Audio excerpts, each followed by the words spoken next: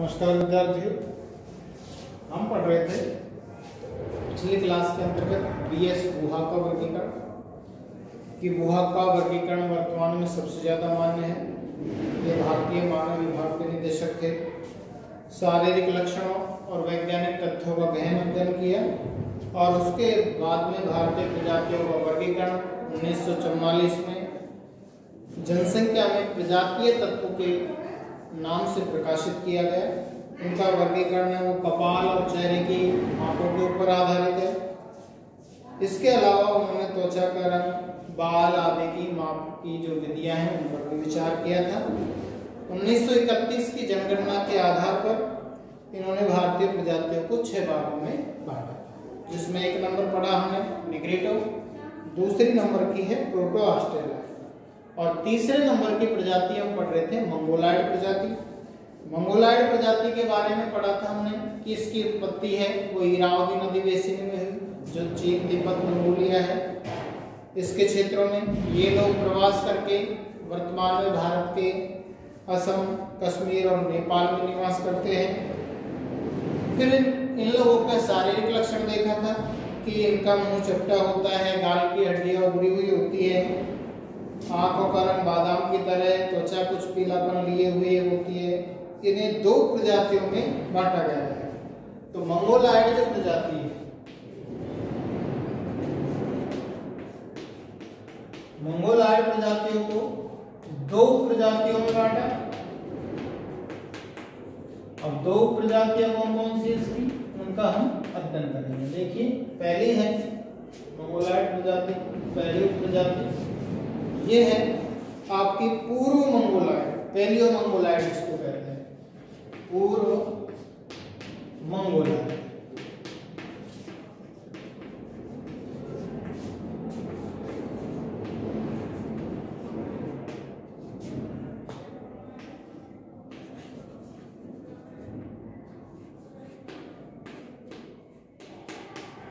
Palaeo Mongoloid या पूर्व Mongoloid.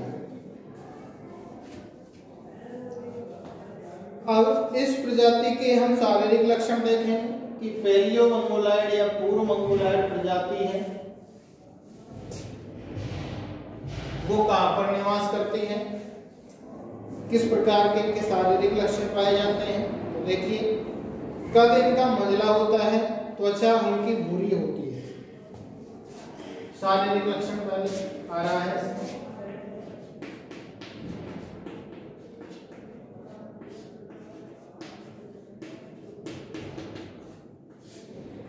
कद मंझला, ठीक है। आंखें, त्वचा हल्की भूरी, चेहरा छोटा, त्वचा हल्की भूरी, चेहरा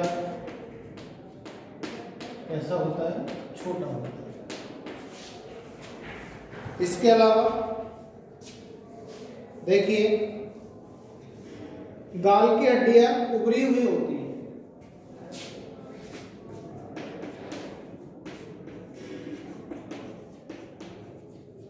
हड्डियां उभरी हुई,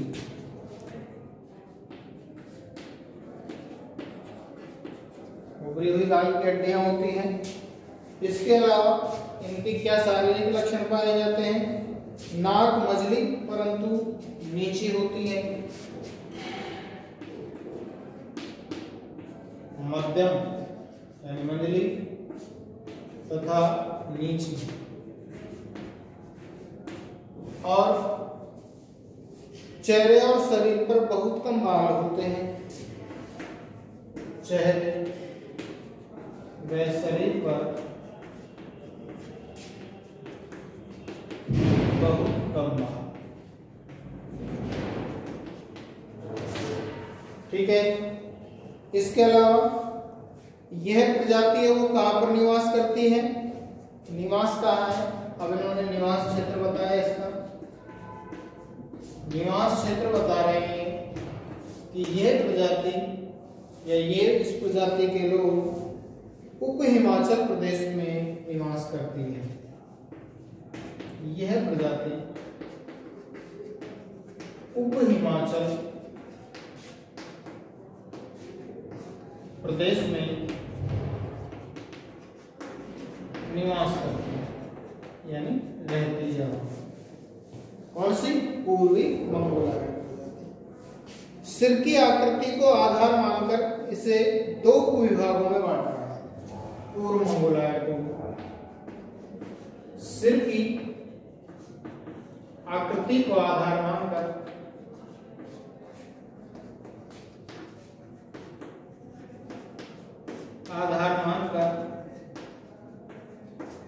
इसे दो उपविभागों में बांटा गया है। ठीक है, और कौन कौन से उपविभाग है? वो है आपके एक तो लंबे सिर वाले पहले मंगोलायड प्रजाति, पहला नंबर। एक लंबे सिर वाले पूर्व या पहले मंगोलायड प्रजाति।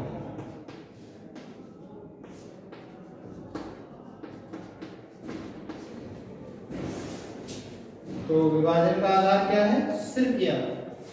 ठीक है, तो लंबे सिर वाली पूर्व या पहले मंगोलायड प्रजाति कि ये लोग कहां पर निवास करते हैं? सबसे पहले इनका आता है या शारीरिक विशेषताएं पढ़ दो या निवास क्षेत्र पढ़ दो। तो शारीरिक लक्षण देखते हैं कि लंबे सिर वाले पूर्व मंगोलायड प्रजाति के लोगों के शारीरिक लक्षण कैसे होते हैं। तो इन लोगों के शारीरिक लक्षण देखिए, ये सिर लंबा, कद छोटा और रंग होता है, रंग भूरा होता है। सिर तो लंबा, कद छोटा और रंग भूरा होता है। ठीक है, क्योंकि सिर की आकृति को आधार माना तो सिर लंबा हो गया। अब ये निवास कहां पर करते हैं? निवास क्षेत्र क्या है इनका? इस प्रजाति के लोग लंबे सिर वाले कहां पर निवास करते हैं? निवास क्षेत्र कौन सा है? तो देखिए, निवास क्षेत्र के अंतर्गत हम देखते हैं तो इस प्रजाति के जो लोग हैं वो उप हिमालय असम म्यांमार की सीमा पर, उप हिमालय असम म्यांमार की सीमा पर निवास करने वाले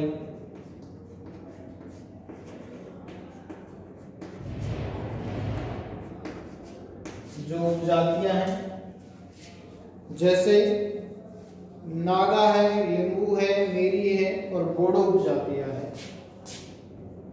नागा, लिंबू, बोडो। ठीक है, नागा, लिंबू, बोडो, मीरी उपजातियां हैं। वो मीरी उपजातियां इस प्रजाति की। ठीक है, तो लंबे सिर वाले पूर्व मंगोलायड प्रजाति, शारीरिक लक्षण सिर लंबा हो गया, कद छोटा हो गया, रंग भूरा हो गया। निवास कहाँ करते हैं? हिमालय असम म्यांमार की सीमा पर जो नागा है, लिंबू है, बोरो है, बोडो और मेरी जो उपजातियां हैं वो आपकी लंबे सिर वाले पूर्व मंगोलायड प्रजाति है। इसी प्रकार से चौड़े सिर वाली पूर्व मंगोलायड प्रजाति या पहले मंगोलायड प्रजाति, चौड़े सिर वाली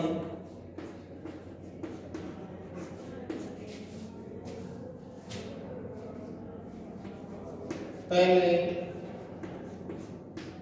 मंगोलायड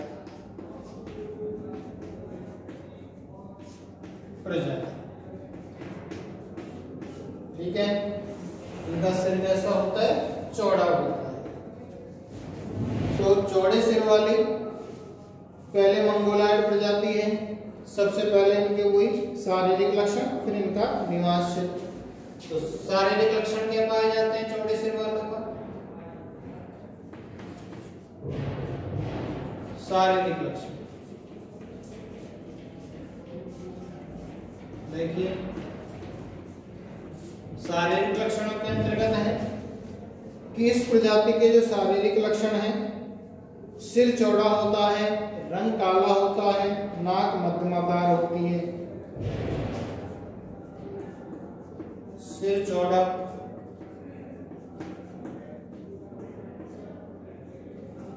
रंग काला,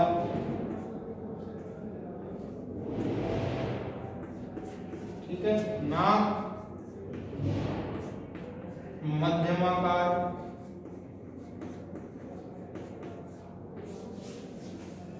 नाक इनकी मध्यमाकार की होती है। इसके अलावा चेहरा छोटा, सिर के बाल घुंघराले, चेहरा है वो छोटा होता है और सिर के बाल कैसे होते हैं? घुंघराले।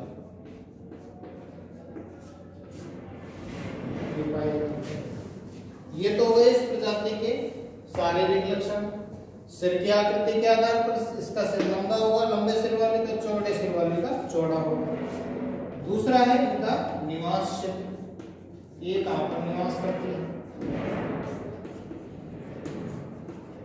तो निवास क्षेत्र के अंतर्गत यदि हम देखते हैं चौड़े सिर वाली पहले मंगोलायड प्रजाति, तो ये बांग्लादेश के चट्टानों का जो पर्वतीय क्षेत्र है, बांग्लादेश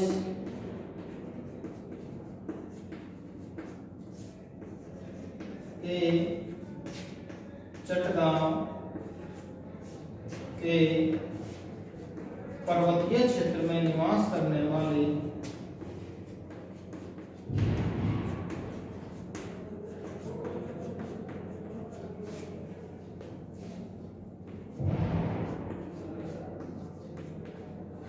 कौन कौन सी उपजातियां? जैसे चकमा, मूंग, कलिंपयोग, चकमा, मूंग, कलिम,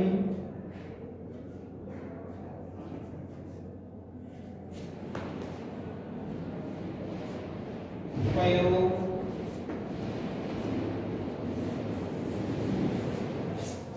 इसके अलावा लेप्चा जाति के जो लोग हैं, लेप्चा उपजाति के लोग इसके अंतर्गत शामिल हैं।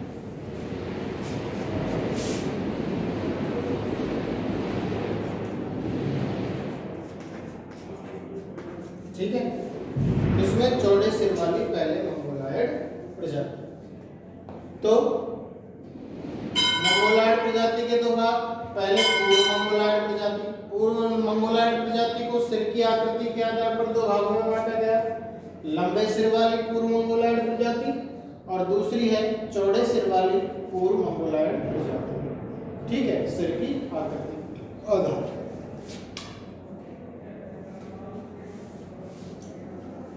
अब इसका हम दूसरा भाग पढ़ेंगे मंगोलायड प्रजाति का।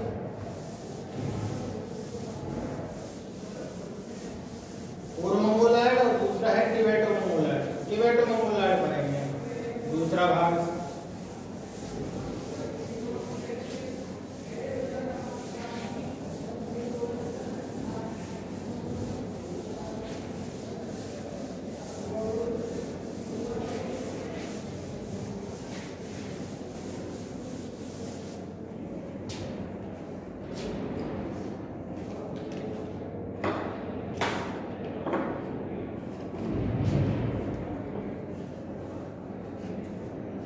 तो पूर्व मंगोलायड की दूसरी जो उपजाति है वो है तिब्बती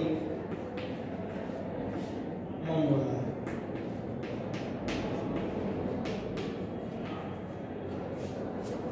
ठीक है, दो भागों में बांटा गया है।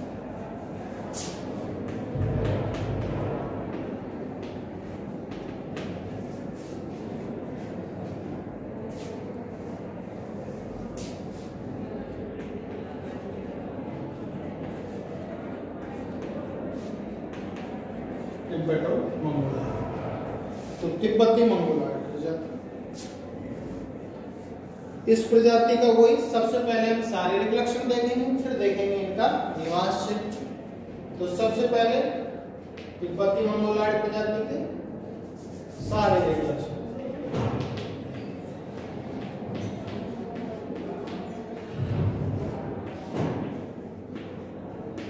इस प्रजाति के शारीरिक लक्षण है वो किस प्रकार के पाए जाते हैं तिब्बती मंगोलॉयड। तो देखिए, इस प्रजाति के जो लोग हैं उनका कद लंबा होता है, सिर चौड़ा होता है। कद लंबा, सिर चौड़ा, ठीक है। इसके अलावा त्वचा का रंग हल्का पीला और चौड़ी और चपटी नाक। त्वचा का रंग हल्का पीला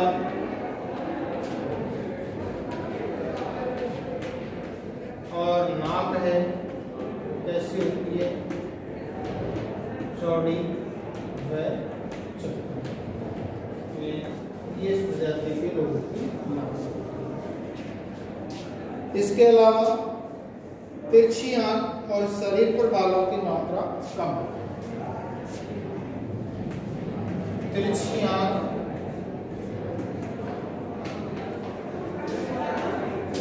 और शरीर पर बाल कम पाए जाते हैं। ठीक है, ये तो हो गए इनके शारीरिक लक्षण। भी है इनका निवास क्षेत्र। तिब्बती मंगोलॉयड प्रजाति कहाँ पर निवास करती है, तो इसका निवास क्षेत्र है वो है, एक तो तिब्बत क्षेत्र से होकर भारत में आई, ठीक है, ये आई थी तिब्बत क्षेत्र से भारत आई, इसलिए इसको तिब्बती मंगोलॉयड कहते हैं। और दूसरा, ये प्रजाति जो निवास करती है वर्तमान में सिक्किम, भूटान और हिमालय के पश्चिमी क्षेत्र में। वर्तमान में सिक्किम, भूटान व हिमालय के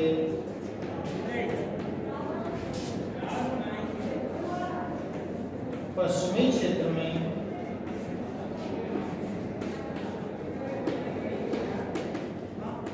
ये निवास है। ठीक है, तो ये इनका निवास क्षेत्र है तिब्बती मंगोलॉयड का। ये शारीरिक लक्षण हो गया, कद लंबा हो गया, सिर चौड़ा हो गया, त्वचा का रंग हल्का पीला, नाक चौड़ी और चपटी, आंखें तिरछी होती हैं और शरीर पर बालों की मात्रा कम होती है। निवास कि तिब्बत क्षेत्र से भारत आई, तो वर्तमान में सिक्किम, भूटान और हिमालय के पश्चिमी क्षेत्रों में ये निवास है। तो ये हो गया आपकी मंगोलॉयड प्रजाति के दो भाग। ठीक है, अगली जो चौथी प्रजाति है वो है आपकी भूमध्य सागरीय प्रजाति।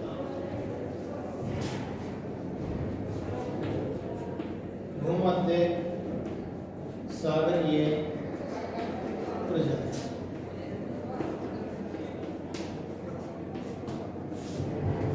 मेडिटेरियन,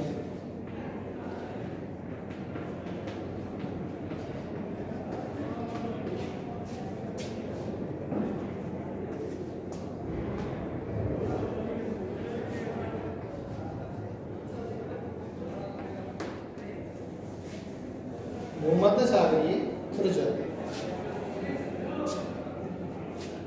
भूमध्य सागरीय प्रजाति देखिए, जो भारत में भूमध्य सागरीय प्रजाति पाई जाती है, तो भारत में पाई जाने वाली भूमध्य सागरीय प्रजाति है वो यूरोप और काकेसाइड मुख्य प्रजाति की शाखा है। यूरोप और काकेसाइड मुख्य प्रजाति की शाखा भारत में पाई जाने वाली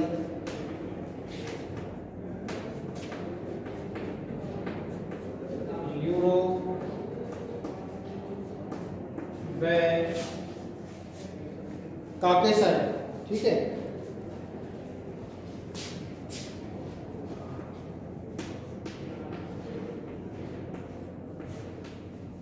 मुख्य प्रजाति की शाखा है।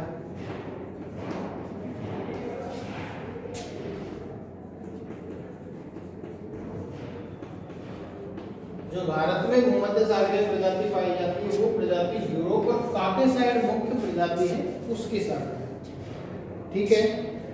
वर्तमान में इस प्रजाति के लोग हैं उत्तर प्रदेश, पंजाब, महाराष्ट्र, वहां पर निवास करते हैं। तो सबसे पहला है इनके शारीरिक लक्षण है निवास क्षेत्र, तो हम पढ़ना चाहिए। सबसे पहले हम शारीरिक लक्षण पढ़ सकते हैं। इस प्रजाति के लोगों का शारीरिक लक्षण कैसे होते हैं, देखिए भूमध्य सागरीय प्रजाति। तो शारीरिक लक्षण को देखिए, इस प्रजाति के लोगों में त्वचा का रंग हल्का भूरा, त्वचा का रंग हल्का भूरा, ठीक है, त्वचा का रंग हो गया। अगला, लंबा सिर, सिर के बाल लहरदार होते हैं, सिर लंबा,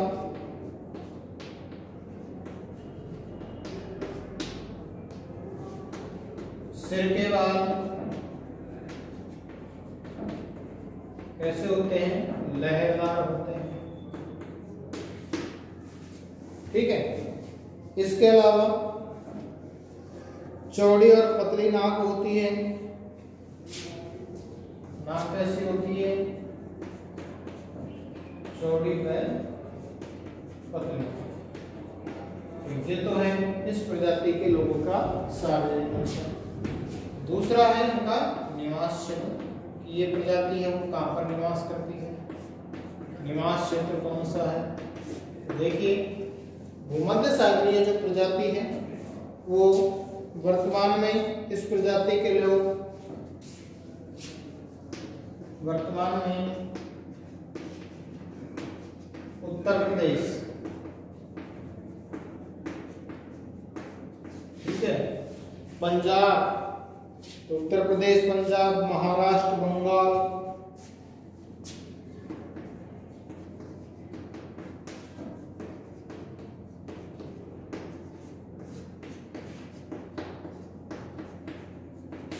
ठीक है,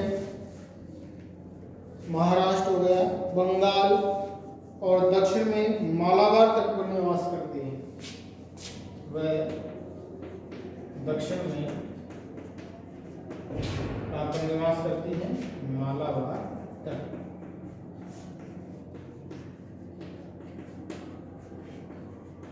तो ये हो गया इस प्रजाति का निवास। भूमध्य सागरीय प्रजाति भारत में पाई जाने वाली भूमध्य सागरीय प्रजाति है वो यूरोप और काकेसाइड प्रजाति की शाखा है। शारीरिक लक्षण पड़ा, त्वचा का रंग हल्का भूरा होता है, सिर लंबा होता है, सिर के बाल लहरदार, नाक चौड़ी और पतली होती है। निवास क्षेत्र ये वर्तमान में उत्तर प्रदेश, पंजाब, महाराष्ट्र, बंगाल, दक्षिण में मालाबार तट पर ये निवास है। अब देखिए, भूमध्य सागरीय प्रजाति के लोग अलग अलग समय में भारत आए थे।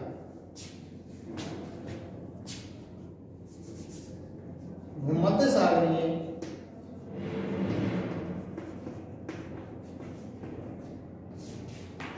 प्रजाति के लोग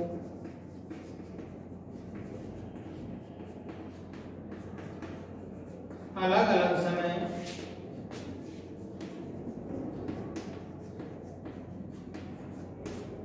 भारत आए थे।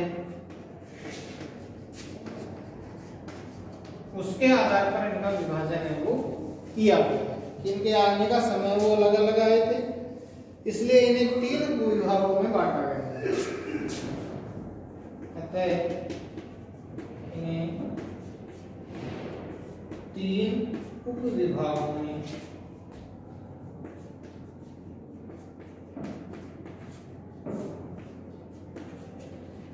बांटा गया है। ठीक है, तो वो 3 उपविभाग कौन कौन से हैं? पहला है प्राचीन भूमध्य सागरीय प्रजाति। जो पहला भाग है भूमध्य सागरीय प्रजाति का, प्राचीन भूमध्य, इसके अलावा, ठीक है,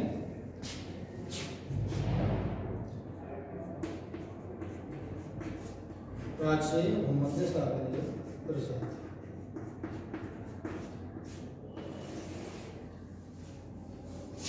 अब प्राचीन भूमध्य सागरीय प्रजाति पहली हो मेडिटेरियन, कि ये सबसे पहले आने वाली प्रजाति है। प्राचीन भूमध्य सागरीय प्रजाति कि यूरोपीय क्षेत्र से आने वाली भूमध्य सागरीय प्रजाति की एक शाखा है। ठीक है, भारत में सर्वप्रथम संभवतः नवपाषाण युग में ये प्रजाति आई और सर्वप्रथम ये भारत के उत्तरी भाग में आए, बाद में धीरे धीरे दक्षिणी भारत है उसमें पलायन कर रहे थे। ठीक है, इस प्रजाति के लोगों का चेहरा लंबा होता है, बाल लहरदार होते हैं, नाक चौड़ी होती है, तो ये इनके शारीरिक लक्षण। और वर्तमान में दक्षिणी भारत के जो तमिल ब्राह्मण हैं, नायक तेलुगु ब्राह्मण जातियां हैं, वो इस प्रजाति की लक्षण पाए जाते हैं, प्राचीन भूमध्य सागरीय प्रजाति। तो भारत में सबसे पहले भारत में सर्वप्रथम नवपाषाण युग में आए।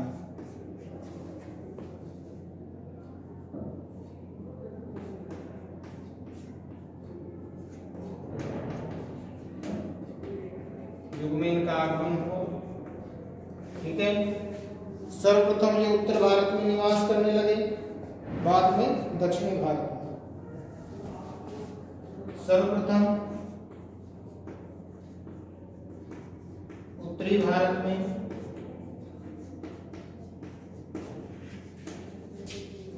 निवास और बाद में दक्षिणी भारत में ये प्रवास कर रहे।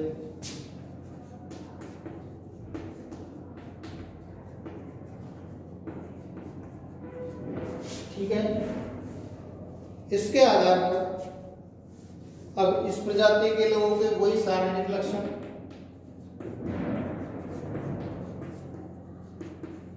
इस प्रजाति के लोगों के क्या क्या शारीरिक लक्षण पाए जाते हैं? तो शारीरिक लक्षणों के अंतर्गत यदि हम देखें तो चेहरा लंबा, लहरदार बाल, नाक चौड़ी।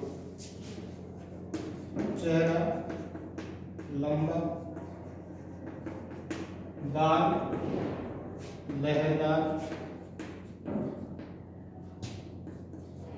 नाक भी जैसी होती है, चौड़ी होती है। ठीक है, इस प्रजाति के लोगों की नाक चौड़ी पाई जाती है और कद मध्यम आकार का, शरीर पर बाल होता है। कद मध्यम और शरीर पर बाल कम पाए जाते हैं। ठीक है, इसके अलावा इनका निवास क्षेत्र क्या है? तो निवास क्षेत्र के अंतर्गत हम देखते हैं कि दक्षिणी भारत में जो निवास करने वाले हैं, वर्तमान में दक्षिणी भारत के तमिल, दक्षिणी भारत के तमिल ब्राह्मण,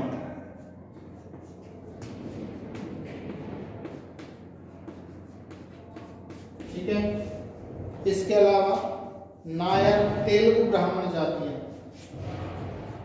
नायर और तेलुगु ब्राह्मण जो जाति है वो इसकी उपप्रजातियां हैं।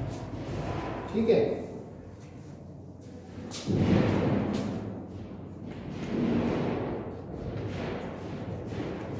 इस प्रजाति के जो लक्षण हैं वो पाए जाते हैं। तो ये है आपकी प्राचीन भूमध्य सागरीय प्रजाति। ठीक है, सबसे पहले नवभाषा में जो अनुवाद है इनका उत्तरी भारत में सबसे पहले आई, दक्षिण भारत में प्रवास कर गई। शारीरिक लक्षण क्या थे? चेहरा लंबा था इनका, बाल लहरदार थे, नाक छोटी थी, कद मध्यम, शरीर प्रभाव कम। निवास क्षेत्र दक्षिणी भारत में जो तमिल ब्राह्मण है, नायर है, तेलुगु ब्राह्मण जातियां हैं, 19 प्रजाति के लक्षण को। बाकी हम पढ़ेंगे नेक्स्ट क्लास के अंतर्गत। धन्यवाद।